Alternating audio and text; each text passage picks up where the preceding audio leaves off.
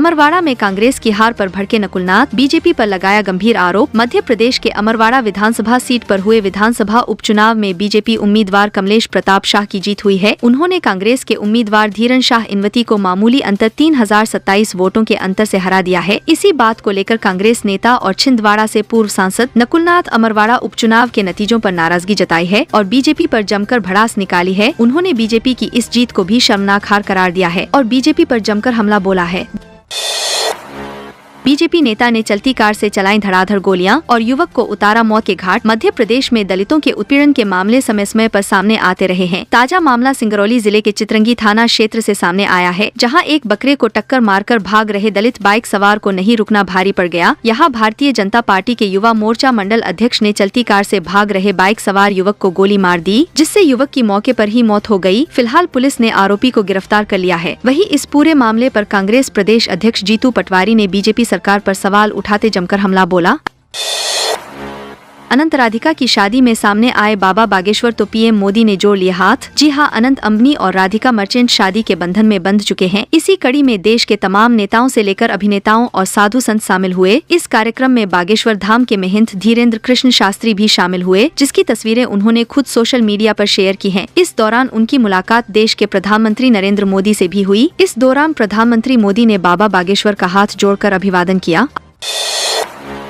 आदिल ने Aditya bunker college friend को प्रेम जाल में फंसाया, पुलिस ने दर्ज किया मामला। जी हां, मध्य प्रदेश के सतना जिले से एक हैरान करने वाला मामला सामने आया है। दरअसल सतना में लव जिहाद का मामला सामने आया है, जिसके बाद इलाके में हड़कंप मच गया। आरोप है कि आदिल ने आदित्य बंकर अपने कॉलेज में पढ़ने वाली छात्रा को प्रेम जाल में फंसाया और उसके ऊपर धर्म परिवर्तन के लिए दबाव बनाया। इस मामले में पुलिस ने मामला दर्ज कर लिया है।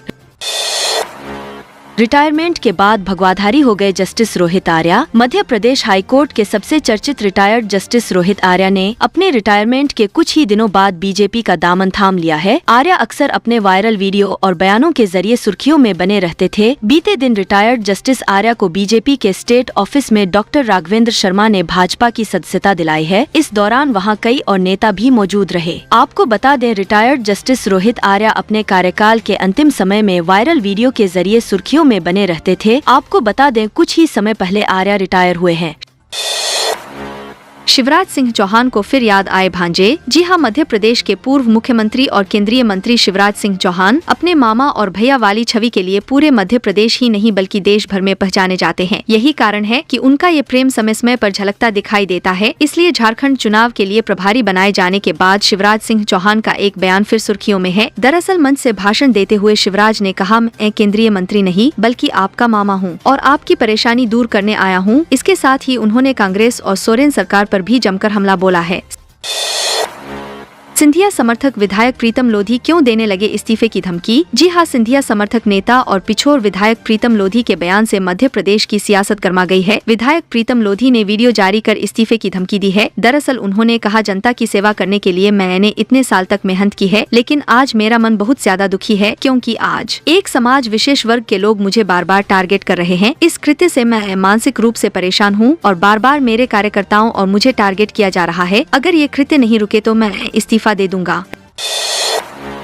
रामनिवास रावत के बाद कमलेश शाह को मिलेगा बगावत का इनाम। लोकसभा चुनाव के दौरान कांग्रेस छोड़ बीजेपी में शामिल हुए कमलेश शाह का दबदबा एक बार फिर अमरवाड़ा सीट पर देखने को मिला है। यहां से वे उपचुनाव में 3000 से अधिक वोटों से चुनाव जीत चुके हैं। हालांकि पिछले चुनाव की अपेक्षा इस बार कमलेश शाह की जीत का अंतर काफी है, लेकिन ऐसा माना जा रहा है कि पार्टी उन्हें दलबदल और जीत का इनाम देने जा रही है। दरअसल सियासी गलियारों में चर्चा चल रही है कि उन्हें भाजपा सरकार में मंत्री बनाया जा सकता है। बुधनी उपचुनाव को लेकर शिवराज के बेटे कार्तिकेय के नाम पर बीजेपी ने कर लिया फैसला। मध्य प्रदेश में अमरवाड़ा विधानसभा के उपचुनाव के बाद अब सबकी नजरें बुधनी और विजयपुर विधानसभाओं पर टिक गई हैं, जहां से विधायकों ने इस्तीफा दे दिया है। ऐसे में शिवराज सिंह चौहान की परंपरागत सीट को अब आगे कौन ले जाएगा, इसको लेकर चर्चा तेज हो गई। ऐसे में आपको बता दें कि 2 नाम प्रमुख रूप से सामने चल रहे हैं, जिसमें पहला नाम शिवराज सिंह चौहान के बेटे कार्तिकेय सिंह चौहान का है, तो वहीं दूसरा नाम विदिशा से पूर्व सांसद रमाकांत भार्गव का माना जा रहा है। इन्हीं 2 नामों को लेकर चर्चा तेज है। अमरवाड़ा जीतने के बाद मंत्री बनेंगे कमलेश शाह, दिया चौंकाने वाला बयान। जी हां, अमरवाड़ा उपचुनाव के नतीजे आ चुके हैं और बीजेपी के कमलेश शाह 3000 वोटों से जीत गए हैं। वहीं कांग्रेस प्रत्याशी धीरेन्द्र शाह दूसरे नंबर पर रहे। जीत के बाद पहली बार कमलेश शाह का बयान आया है। उन्होंने क्षेत्र की जनता को धन्यवाद करते हुए विकास को ही अपनी प्राथमिकता बताया है। वहीं मंत्री बनने को लेकर भी उन्होंने बड़ा बयान दिया है। जब विधायक कमलेश शाह से मंत्रिमंडल में शामिल होने को लेकर सवाल किया गया तो उन्होंने जवाब देते हुए कहा कि सरकार का जैसा आदेश होगा वैसा ही होगा। ऐसे में कमलेश शाह को भी मंत्री बनाए जाने को लेकर चर्चाएं हैं।